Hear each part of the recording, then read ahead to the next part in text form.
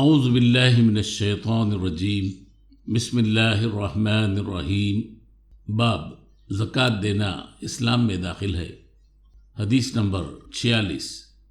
حضرت طلحہ بن عبید اللہ فرماتے ہیں، نجد والوں میں ایک شخص حضرت صلی اللہ علیہ وسلم کے پاس آیا، سر پریشان یعنی بال بکھرے ہوئے تھے۔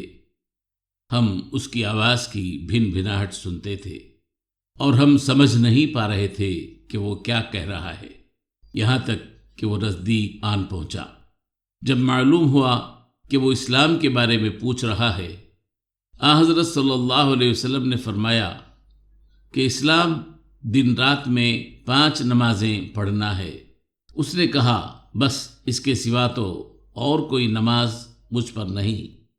آپ صلی اللہ علیہ وسلم نے فرمایا، نہیں، مگر تو نفل پڑھے تو اور بات ہے۔ حضرت صلی اللہ علیہ وسلم نے فرمایا، اور رمضان کے روزے رکھنا۔ اس نے کہا، اور تو کوئی روزہ مجھ پر نہیں ہے۔ آپ صلی اللہ علیہ وسلم نے فرمایا، نہیں، مگر تو نفل روزے رکھے تو اور بات ہے۔ طلحہ رضی اللہ تعالی عنہ نے کہا، اور حضرت صلی اللہ علیہ وسلم نے اس سے زکوٰۃ کا بیان کیا۔ وہ کہنے لگا کہ بس اور کوئی صدقہ مجھ پر نہیں ہے۔ آپ صلی اللہ علیہ وسلم نے فرمایا، نہیں، مگر یہ کہ تو نفل صدقہ دے تو اور بات ہے۔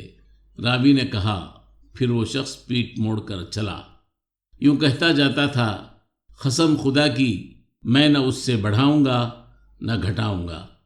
حضرت صلی اللہ علیہ وسلم نے فرمایا، اگر یہ سچا ہے تو اپنی مراد کو پہنچ گیا۔